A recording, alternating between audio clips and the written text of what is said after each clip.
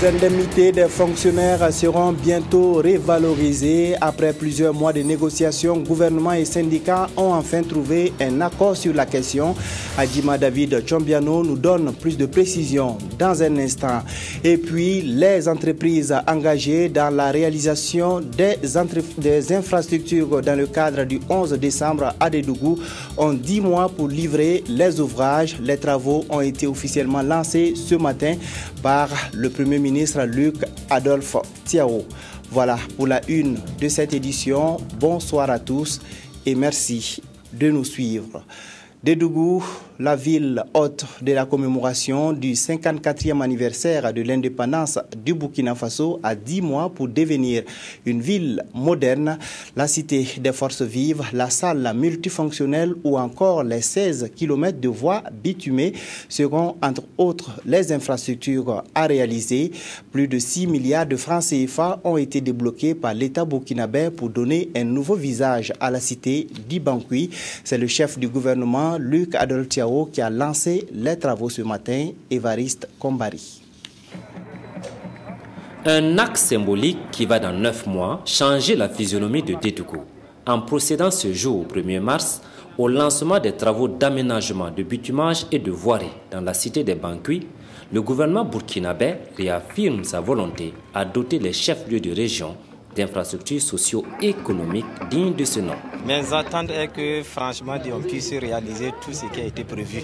On mette tous les clivats politiques de côté et que la main dans la main pour pouvoir réaliser tout ce qui a été prévu. 6 milliards de francs CFA seront injectés dans la ville de Dédougou. Cette somme servira en partie au bitumage d'environ 22 km de route. Au niveau de Dédougou, ce qui a été retenu, c'est 16 km de voirie bitumée, qui va concerner un certain nombre de rues principales. Et nous aurons également 6 km de voirie en terre. Alors en plus de ça, nous avons un grand canal de drainage des eaux de pluie qui sera réalisé. Un stade de football, une salle polyvalente de 1000 places, un hôtel administratif déjà en construction seront également érigés. Sans oublier les 2 principaux ronds-points de la ville de Dédougou, à savoir le rond-point de la femme et le rond-point dédié à Nazi Boni, seront reconstruits. La cité des forces vives, elle, sortira de terre sur un espace de 24 hectares situé sur la route de Tougan. 310 parcelles ont d'ores et déjà été dégagées pour 1000 soumissionnaires. Nous allons mettre tout en œuvre pour accompagner ces entreprises qui sont déjà tributaires des marchés. Et donc j'invite ces entrepreneurs à vraiment tenir compte de la main-d'œuvre locale. À compter de cette année 2014, l'État burkinabé s'engage aussi à accompagner les provinces. 300 millions de francs CFA, oui, 300 millions de francs CFA seront mis à la disposition de chaque province de la boucle du Moun. Tirant leçon des organisations passées, le gouvernement burkinabé s'y est pris plus tôt dans le lancement des travaux. Nous allons, comme d'habitude, suivre de près l'ensemble de ces travaux. Et notre ambition est que vraiment, au plus tard, d'ici la mi-novembre, nous puissions réceptionner la plupart des ouvrages. La commémoration du 11 décembre est une fête nationale, mais un défi régional pour la boucle du Moun. J'ai demandé aux uns et aux autres de savoir se surpasser, dépasser nos différences pour se consacrer à l'essentiel, pour que l'engagement que j'ai pris à Dori en disant que ce pays vivra la plus belle fête jamais connue, que cet engagement soit effectif. La boucle du Moun, dont le chef-lieu de région est Dédougou, compte 6 provinces. Ce vaste territoire et l'ensemble de sa population, composée en majorité de Boaba, en 9 mois pour faire mieux que Dori. La rencontre d'hier soir entre le gouvernement et les syndicats aura été finalement la bonne. Après 8 mois de tractation, les 2 parties ont trouvé un accord pour revaloriser les indemnités des agents de la fonction publique. Des précisions avec Adjima David Chombiano. Il est minuit passé lorsque syndicats et gouvernement concluent enfin 9 longs mois de difficiles et dures tractations. Les acquis pour les travailleurs sont satisfaisants. Il y a notamment la création d'un 5e type d'indemnité, appelée indemnité spécifique cumulable avec l'indemnité de technicité. Il s'agit de l'indemnité de garde pour le personnel de santé assurant la garde, l'indemnité spécifique des enseignants du secondaire, l'indemnité spéciale des enseignants du primaire et l'indemnité vestimentaire pour le personnel du secteur de la communication. Les enseignants voient par ailleurs leur indemnité majorée de 5 000 francs CFA. Autres acquis majeurs, c'est l'amélioration de l'indemnité de stage dont les taux oscillent entre 22 500 et 40 000 francs CFA en fonction des catégories, contre un rapport actuel de 15 à 25 000 francs CFA. La nouvelle grille indemnitaire, telle que proposée et amendée de commun accord, permettra, j'en suis convaincu, non seulement d'avoir une grille plus rationnelle, plus scientifique, mais en plus d'apporter plus d'amélioration dans le traitement indemnitaire des agents de la fonction publique. Il y a globalement une amélioration notable dans l'ensemble des indemnités. L'incidence pour chaque agent va pouvoir se sentir, il va m'être difficile puisqu'il y a un nombre important de catégories, donc selon les catégories, les variations sont plus ou moins importantes. Tous ces accords prennent effet à compter du 1er janvier 2014. Les discussions devront se poursuivre sur les points de non-accord pour améliorer la nouvelle grille indemnitaire et pour corriger les erreurs, inexactitudes et autres incohérences qui seraient constatées par un comité conjoint. La suite, c'est déjà de rendre compte aux travailleurs, de nous organiser aussi pour synthétiser les questions qui sont restées non satisfaites, afin que les travailleurs s'organisent autour de ces questions-là et qu'on puisse aller dans le sens de l'amélioration continue de la grille indemnitaire. Bien sûr, tous les secteurs n'auront pas eu, aucun secteur, j'allais dire, n'a eu ce qu'il souhaitait au total, mais les avancées sont intéressantes. Et surtout, nous pensons aux petites catégories professionnelles qui, en matière d'indemnité, n'étaient pas très loties. La clôture des pourparlers sur le projet de grille indemnitaire permet de passer à une autre étape, l'ouverture prochaine d'un autre cycle de négociation, cette fois-ci sur la grille salariale. Les commerçants du grand marché de Ouagadougou préconisent le référendum pour trancher la question de l'article 37 de la Constitution. À côté de la situation politique nationale, ils sont également préoccupés par des problèmes plus spécifiques tels que le coût des loyers des boutiques. Ces avis et préoccupations ont été exprimés lors d'un point de presse. Reportage Yolande Lompo. Face à la situation nationale qui prévaut, 35 structures syndicales ont ratifié une déclaration liminaire et ont donné leur lecture sur la situation nationale en présence de la presse.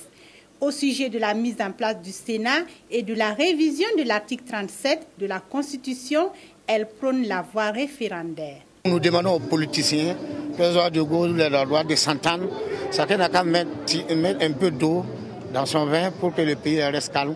Pour nous, commerçants, pour qu'on puisse se débrouiller et avoir ce qu'on peut avoir. Nous demandons, au lieu de passer par l'Assemblée nationale ou la décision du président, nous préférons qu'on nettoie directement le peuple pour comprendre si le peuple est d'accord ou pas. D'autres points non moins importants ont été évoqués. Il s'agit entre autres de la révision à la baisse du prix du loyer des boutiques à Rodoko, de l'accès au crédit auprès des institutions financières et le réajustement du tarif pour le branchement d'électricité qui est passé de 35 000 à 115 000 francs CFA en 2009. Les obstacles aussi qu'on a eu, les mesures qu'on a eu en 2009, vraiment pour payer les loyers même, c'est un problème. Et encore même pour avoir l'électricité, c'est un problème. Alors que si les boutiques ne sont pas alimentées, c'est grave, on ne peut pas vendre aussi.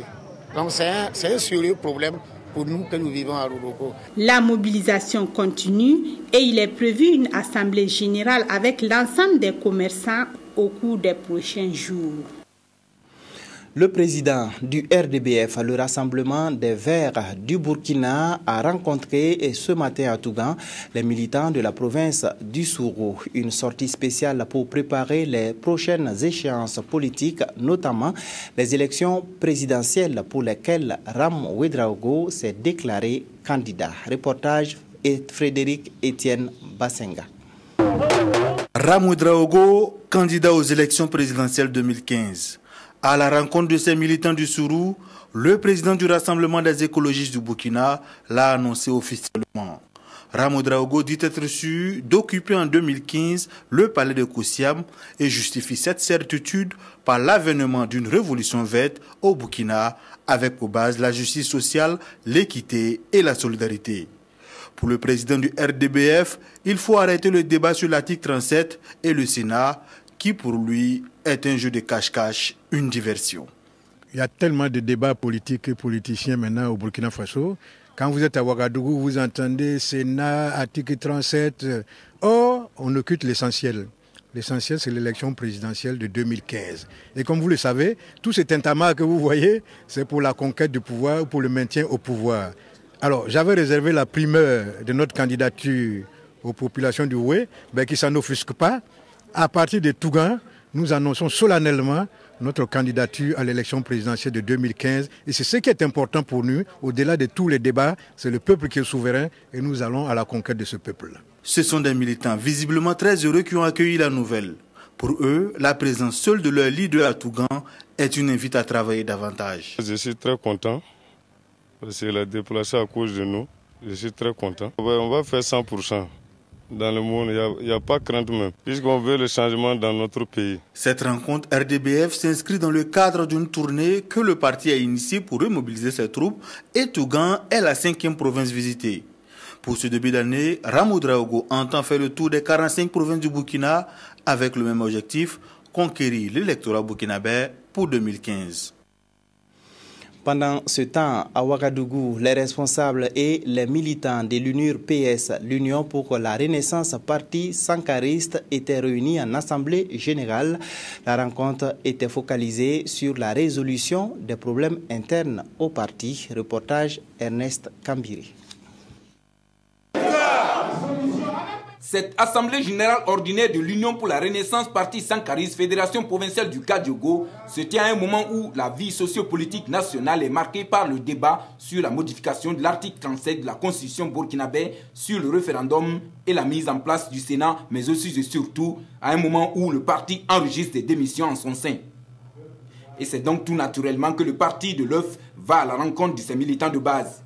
À cette réunion statutaire qui retient le huis clos, Maître Benewende Stanislas Sankara et ses camarades se retrouvent avec les militants de base du Kadiogo pour dresser le bilan des sorties d'explications entreprises sur le terrain, poser ensemble les jalons de la nouvelle vision du parti et échanger sur les perspectives pour ancrer davantage l'UNIR-PS dans le Kadiogo. C'est un moment où nous allons échanger avec les militants de base, comme nous l'avons dit dans le discours d'ouverture, sur les questions brûlantes qui prévaut au niveau du parti. À cette première assemblée générale depuis le congrès ordinaire du parti, le président Maître Benewende Stanislas Sankara a réaffirmé l'engagement et la nouvelle vision du parti. En réponse à ceux qui ont quitté le navire, il a appelé ses camarades à libérer la parole, car pour lui, le débat politique se doit d'être démocratique dans tout parti. Que depuis presque 2 ans, le Kadiogo ne se réunissait pas en assemblée générale avec ses militants de base pour discuter des problèmes du parti. Malheureusement, des démissions qui n'avaient pas de motif, nous pensons à ce sujet-là qu'il s'agit purement et simplement de démissions personnelles, individuelles, avec des motifs qui n'ont rien à voir avec la marche du parti. Nous allons justement expliquer tout ce qui s'est passé aux militants, avoir leur avis, leur point de vue, leur analyse, leur critique. Pour Maître Sankara et ses camarades, il faut aller de l'avant, se dire face à face les 4 vérités pour qu'au terme de cette Assemblée générale, des résolutions crédibles soient prises pour renforcer la cohésion et l'unité d'action du parti dans les 45 provinces du pays. Une nouvelle boucherie pour les habitants du secteur 25 de la ville de Ouagadougou. Elle comprend non seulement une chambre froide, mais aussi une grillade et un restaurant. Ouvert ce matin, cette infrastructure très moderne est l'initiative d'un homme qui revient de loin, Simon Gongo. Benjamin Baga, le promoteur de cette boucherie, est un exemple de réussite. C'est un apprenti boucher en Abia, payé à 70 francs. Il économise pour commencer son commerce. Sa viande, il a vendu sur vélo, sur CT, puis sur L2. Aujourd'hui, il offre une boucherie quasi moderne, dotée de fours, de chambres froides pour la conservation de la viande et un espace de grillade. On a premièrement la viande de bœuf. Deuxièmement, on a la viande de mouton. Il y a la chèvre qui est là. Il y a les pigeons, les lapins, les canards, les dennes. Il y a le filet. Chez Benjamin Baga, vous avez un restaurant et une gamme variée de transformations pour les cérémonies. Son investissement répond parfaitement à l'ASCAT de la politique nationale de développement de l'élevage. Aujourd'hui, si vous voulez, le Burkina Faso exporte beaucoup d'animaux sur pied. Et il y a un manque à gagner énorme. La transformation, déjà à l'échelle nationale, est un pas pour répondre à l'objectif que vise l'axe numéro 4 donc de notre politique nationale de développement de l'élevage. La création des PME, PMI dans le domaine des ressources animales participe bien sûr du développement du volet commercialisation, mais également de la promotion de la compétitivité de ces dites PME-là. Installé à l'arrondissement 6, secteur 25 de Ouagadougou, Baga doit aussi sa réussite à Edi Kombeogo, son coach. L'unité embauche 33 personnes et le maire de l'arrondissement, parrain, s'en réjouit. Baga, lui, refuse de dévoiler le montant de son investissement sur le chantier. C'est une perche tendue aux femmes victimes de l'excision depuis le 24 février dernier et se déroule à la maternité de l'hôpital Yalgado Ouedraogo, une campagne de chirurgie réparatrice des séquelles de l'excision. Reportage Yolande Lompo. Depuis le 26 février 2014, une équipe de gynécologues obstétriciens burkinabés, français et ivoiriens, formés en 48 heures sur la théorie, s'active à redonner de la joie aux femmes à travers la reconstitution de leur intégrité physique. Cette campagne de chirurgie réparatrice des séquelles de l'excision, qui va durer 2 semaines, devrait permettre à 7 femmes par jour de se faire opérer.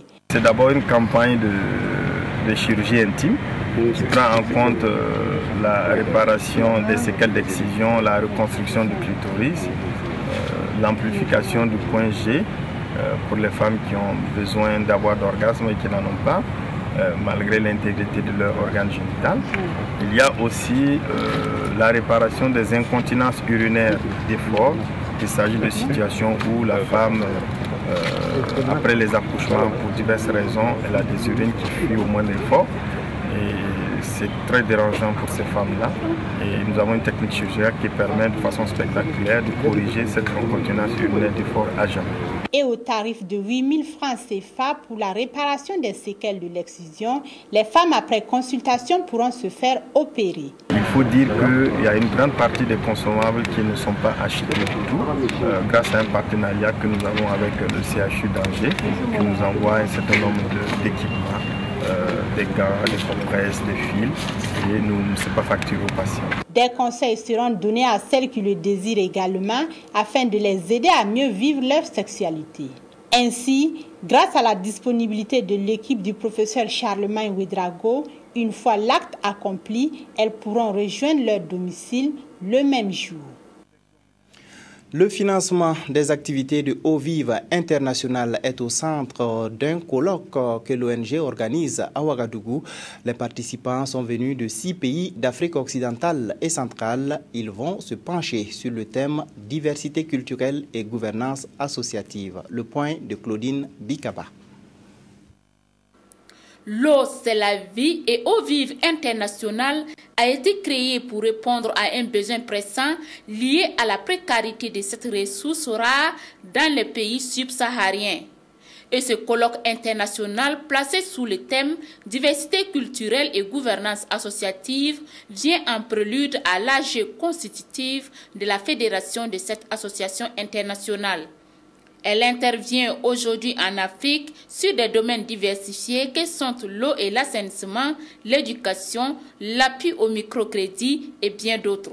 L'objectif de cette rencontre est de parler ensemble et dans la diversité et dans la ressemblance que nous pouvons avoir de la gouvernance des associations et en particulier de la future gouvernance que nous allons avoir avec Ovive International, qui est à la fois constituée d'associations africaines et d'une association française, et de voir comment nous allons avancer ensemble, réfléchir ensemble et essayer de faire progresser un certain nombre de choses. L'association Ovive International a choisi le Burkina pour abriter son siège et le représentant du président de ce colloque apprécie. Ovive International a choisi le Burkina comme pays d'accueil. Et c'est pour vous dire que le Burkina va accorder à Ovive un accord de siège et ceci constitue une marque de considération pour le Burkina. C'est également le témoignage de la vitalité de la vie associative au Burkina. À cette rencontre, on a noté la présence de Ovive du Niger, du Tchad, du Mali, du Togo, du Sénégal, de la France et bien évidemment du Burkina Faso. Voilà qui met fin à cette édition. Merci de l'avoir suivi. Restez en compagnie de nos programmes.